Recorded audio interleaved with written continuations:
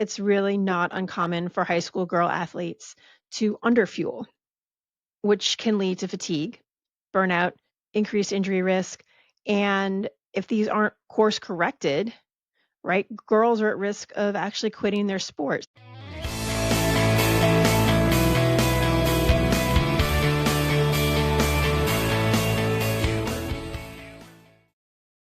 Transition from middle school to high school is filled with changes for girls. We are talking about a new school, different friends, new responsibilities, different social situations. The list can go on and on. Girl athletes have yet another layer to consider because their sport demands are changing too. They have busier schedules, they have tougher competition, their expectations are a little bit higher. All of this also coincides with changes in their own bodies. So, this can all lead to changes in their fuel demands. And these are things that the girls may not be ready for or that they expect. And that goes for parents and coaches too. That they may not be ready for these different fueling demands or think that they're coming, but they are, right? Okay. That high school transition is really a turning point. There are tougher and harder practices, longer practices, strength sessions. They may or may not have done that in middle school. Hopefully they have, but if they haven't, now that's going to be a part of what they have to do. Their schedules are less predictable, might include early mornings or late nights, whereas that wasn't something that was regular before. They have more freedom to choose their meals and to choose their food. The social pressures and comparisons are a little bit more intense. And then, of course, there's puberty and the hormonal changes that will also impact cravings, their mood, their energy, all of those things. So, as a result, it's really not uncommon for high school girl athletes to underfuel, which can lead to fatigue, burnout, increased injury risk. And if these aren't course corrected, girls are at risk of actually quitting their sport. So, this is one of the reasons that comes up in the research and about why girls tend to quit their sports more than boys do at the around the age of 14 or in the high school years. Some of these things come up, and here we are seeing them as they relate to fueling. Okay, so we're going to explore that a little bit. Their bodies, their schedules, their hormones, and their habits are all changing really fast, and their nutrition education isn't really keeping up across the board. Now, this isn't saying that every individual student is dealing with this, but it's like a bigger problem in terms of society and within the culture of high school sports.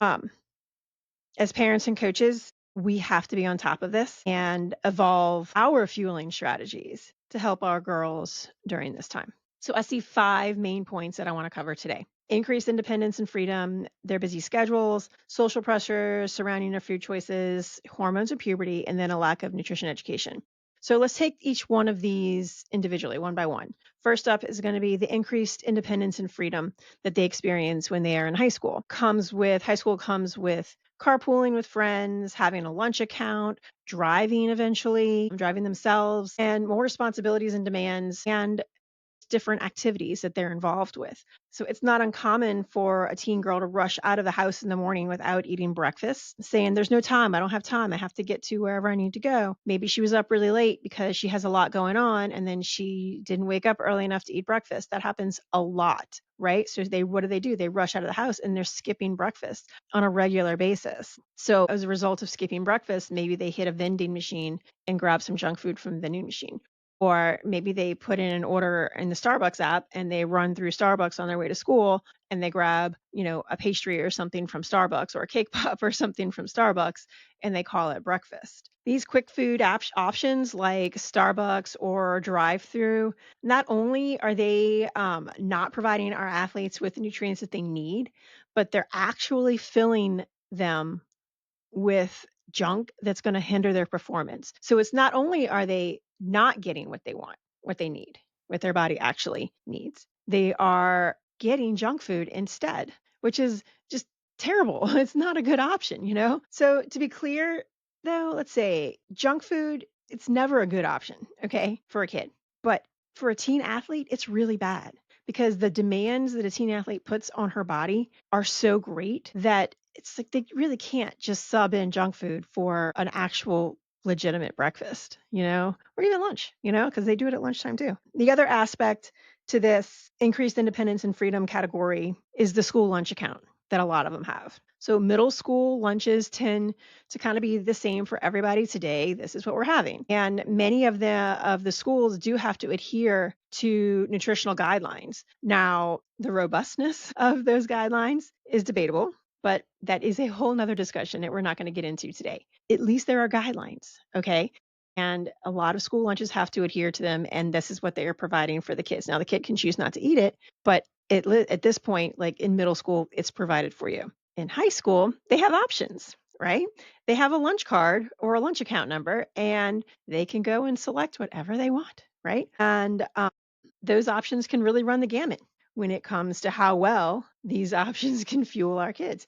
So they have the option to eat french fries and a candy bar and wash it down with a soda and call it lunch, right? And that actually happens. And that comes with having that freedom of that lunch card and all these choices available to them. Independence and freedom are good things. It is developmentally appropriate for teenagers to want to have independence and to want to have freedom to make their own choices. It's a part of maturing. So I'm not suggesting in any way that we inhibit that independence and take away that freedom from them, but we do need to provide a lot of guidance and a lot of education along with that independence and that freedom. Okay, second category is the schedules. They're busy schedules. The schedule of a high school athlete is different than the schedule of a middle school athlete.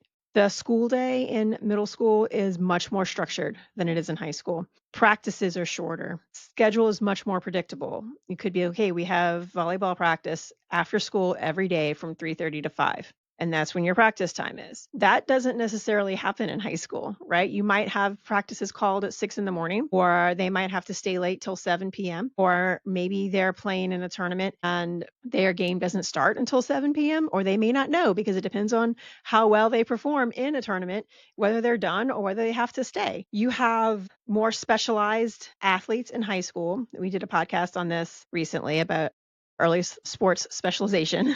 ESS. And you do see it in middle school somewhat, but you do see it more in high school. And along with a specialized athlete, like what comes with being a specialized athlete might also be specialized activities. Okay. So you might have one-on-one private sessions. You might be on an elite team or a competition team that's going to have more practices. And then, of course, there's travel. Now, again, we do have travel ball in middle school. It has made its way down there, but there's more of it in high school. And again, that's going to come with more scheduling demands. There are also more social demands in high school, and having a social life is a very important part of high school. So we do need to make time for that for them. They need to have time for a social life in high school. These hectic schedules make it easy to put fueling on the back burner. We need to have a cultural shift to prioritize eating well, especially for athletes, versus trying to pack in more in their schedules. So that's kind of the bottom line when it comes to these crazy busy schedules. Like, we acknowledge we have them and we need to do better,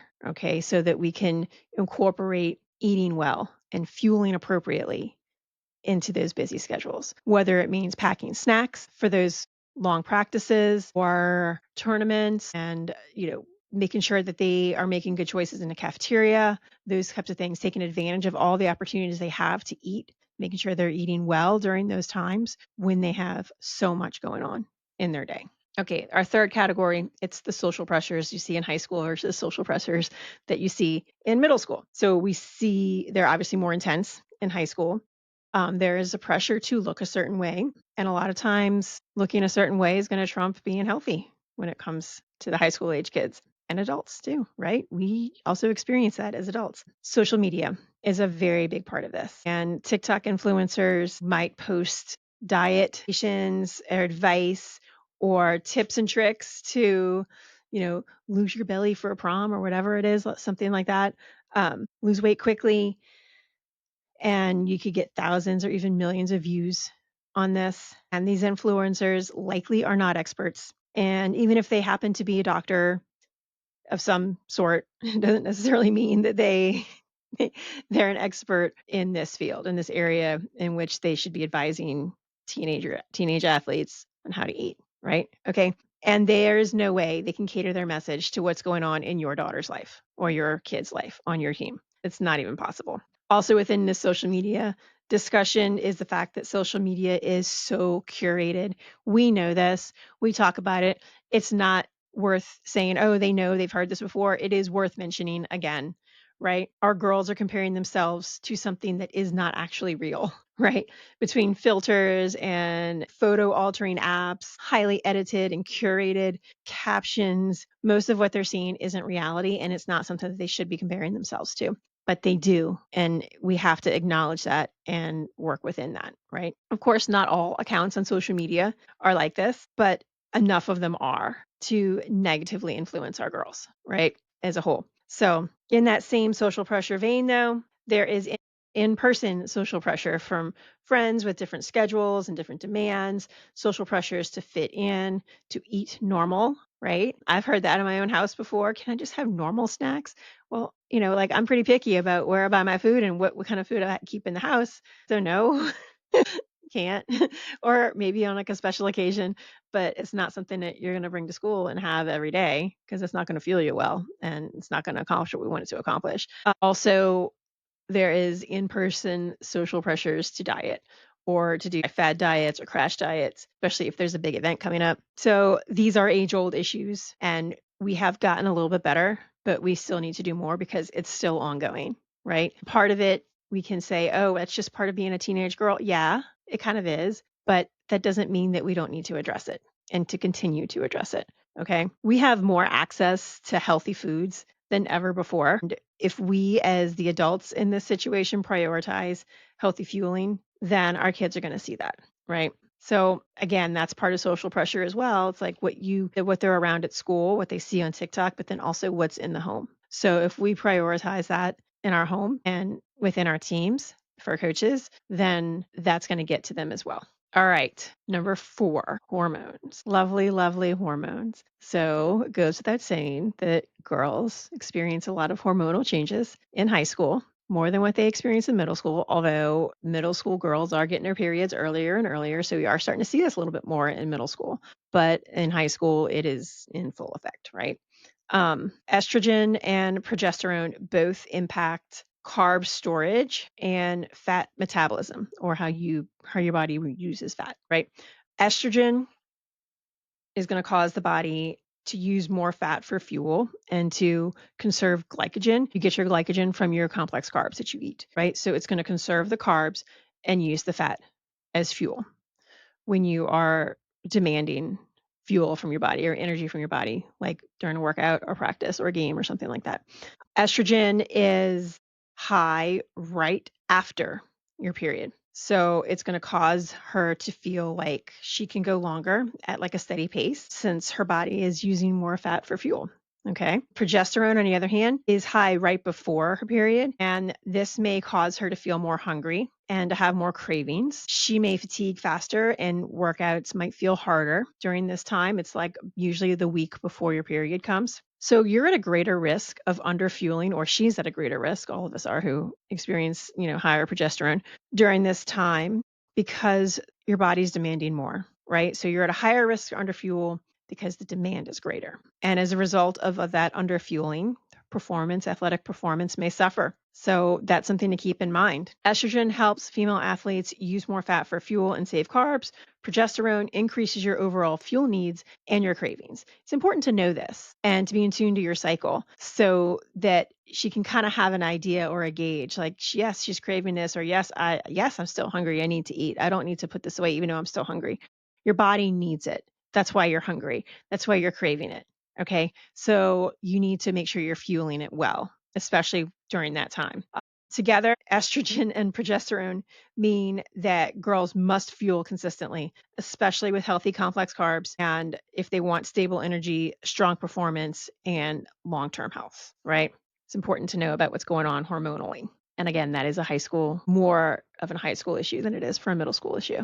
All right, finally, the 5th category I wanted to talk about within this whole fueling needs for middle school versus high school, or making that high school transition topic. It's the education component. The way we talk about fueling changes in high school versus in middle school. So in middle school, it's very basic. You're going to eat breakfast, you're going to eat lunch, you're going to have an after school snack, You're going to have dinner, and you might have, if you have practice, you might have a after dinner, after practice snack. Those meals are provided for you by the parents in the home, hopefully. Maybe not on the go as much, but sometimes on the go. But they are provided by parents. They provide the meal, you eat it, right? That's more of the middle school thing. In high school, athletes need to be taught a fueling strategy. Okay. They have this opportunity to be empowered to make decisions about their own fueling at this point. And we need to make sure that we are educating them to make good decisions when it comes to their own fueling. There are a lot more factors at play for when we're talking about high school athletes. They need to have intentional snacks, packable options. They need to plan for recovery, fueling for their recovery. And during their period, perhaps they need to plan to have more iron-rich foods because they're bleeding. High school athletes need protein and complex carbs at every meal and snack. I know that sounds like a lot, but it is, I believe this 100%. If you are a high school athlete, you need to make sure you are getting your protein and your complex carbs at every meal and snack. And they need education on navigating cafeterias, on reading nutrition labels and ingredient lists, and choosing healthy options in a grocery store. Like they need to know how to do that because they could be driving to a grocery store or stopping to pick up a snack or preparing for their day with all of their snack options, right? High school athletes need to be empowered with nutrition education. And I personally think that this is most effective if it is done at the team level. Okay, so that there is accountability built in and there's support among teammates and in making these really important decisions. I mean, you can do it at a one-on-one, and that's possible. In fact, I can offer that, but I really, really love doing this at the team level. Now, of course, not all teams are able to provide this. So if your daughter's team doesn't provide this, or if you're a coach and you don't have the resources to provide this type of education for your team, then the athletes might need to seek out some nutrition guidance that's more on a one-on-one basis. But if it's possible, that team level, because it also helps with team bonding and team camaraderie, and you know that you have everybody in your program on the same page doing the same thing, which is really helpful. Fueling well is a way to keep girls playing sports, and proper fueling is going to lead to more energy, fewer injuries, confidence in their changing bodies, and better moods, improved performance all across the board. That is what happens when teenage athletes fuel appropriately. When they don't fuel appropriately or they underfuel, you're going to see exhaustion and fatigue, brain fog, moodiness, apathy towards their sport, and they are more likely to quit playing their sport. Teen girls aren't meant to run on empty in any aspect of their life. Sports and in school and in relationships, they're not meant to run on empty, right? To run underfueled. Fueling well isn't about looking a certain way. It's about feeling unstoppable and performing at their best and staying in the game that they love.